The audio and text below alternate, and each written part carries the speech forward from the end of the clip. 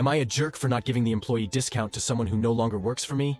I know the title sounds ridiculous. If you don't work somewhere, you're not an employee, and therefore, you don't qualify for an employee discount there. But hear me out. It's more complicated than that, and I might actually be the jerk here. I own a business that operates with multiple revenue streams. We own real estate, restaurants, a vape shop, and several convenience stores and gas stations. I offer all my employees a 20% discount on rent if they choose to rent one of my properties. So, for example, if you work at the vape shop and your rent should be 1,000 euros, it would be 800 euros. One of my employees, Lisa, recently decided that she needed to focus on school and couldn't keep up with her part-time job at my shop. Her rent was set at 600 euros, but with the 20% discount, she's been paying 480 euros per month for the past 2 years. After she left, she continued to pay 480 euros, the same amount as when she was an employee. I asked my property manager to send her a letter informing her that she was 120 euros short and giving her a 30-day grace period to make up the difference before I started applying late fees. Then, I received an angry email from her mother, saying it's unfair to punish her daughter for having mental health issues and being unable to maintain a job while studying. She mentioned that the stress of college combined with mental health challenges was overwhelming for Lisa, and that the discount was a small help that made a big difference for them. On one hand, I feel like I'm not the jerk because I'm simply enforcing the contract we signed. The lease agreement clearly states that the discount was valid only as long as she was an employee.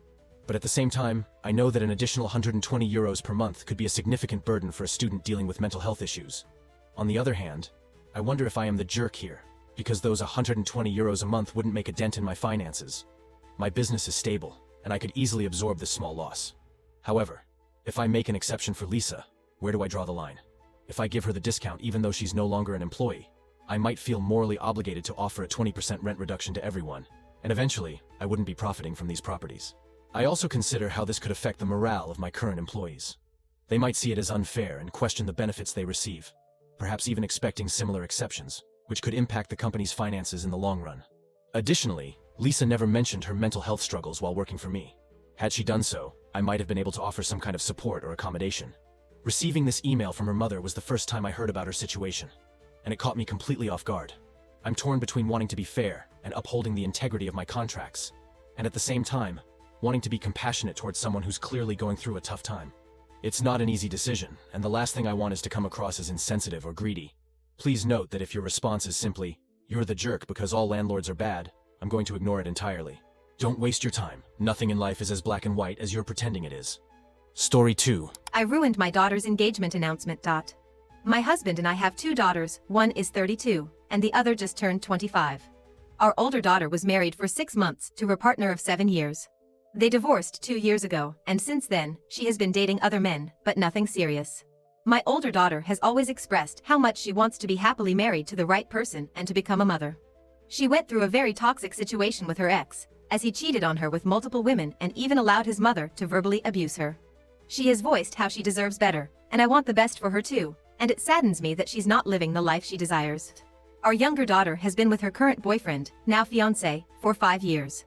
A week ago, he proposed, and she came home to show us the ring and share the news. My husband and I said congratulations, and I added, "Well, now we hope your sister finally finds her happiness too." My younger daughter didn't respond to that, but gave me a side eye. We were calling relatives to announce the engagement. Everyone was happy for our younger daughter, but for all of us, it was a bit sad that our older daughter still hasn't found the happiness she wants. Our younger daughter was upset that we had turned her engagement into a sort of pity party for her older sister and said she can't even have this special occasion for herself, and how she can't be engaged and announce it without everyone making it about her sister. My husband and I told her not to act jealous and that she should be more understanding and empathetic about why we mentioned her older sister. She said we're jerks for making excuses to turn this into something about her sister and that she believes we'll find a way to make her wedding about her poor older sister too. I thought her reaction was unwarranted and that she lacked empathy for the traumatic divorce her sister went through, but part of me and my husband also believe that we shouldn't have made it so obvious and that we may have acted like jerks a little. Reflecting on this, I remember how our younger daughter always felt like she was living in her older sister's shadow. During family events, we often highlighted the older one's achievements without realizing we were minimizing those of the younger one. When the older one got married, the house was filled with preparations, and our attention was completely focused on her. Even when the younger one brought home great grades or secured an amazing internship, it seemed there was always something bigger going on with her sister to celebrate. And now, with the engagement, I realize we might have been repeating the same pattern. Our younger daughter's joy should have been the focus, but our automatic concern for the older one's happiness took center stage again. I remember once when the younger one won a dance competition, and instead of properly celebrating, we quickly changed the conversation to the prestigious college her sister had been accepted into. At that moment, I saw a glimmer of sadness and disappointment in our younger daughter's eyes, something I now see reflected again during the engagement announcement. She's always been patient and understanding, never openly complaining, but that patience had clearly worn thin. Seeing her reaction now, I realized that her feeling of being overlooked had reached its limit. She wanted, and deserved, a moment just for herself, a celebration that was entirely hers without being overshadowed by comparisons or concerns about her sister. Thinking through all this, I realized that our reaction was more than just a momentary lapse in empathy.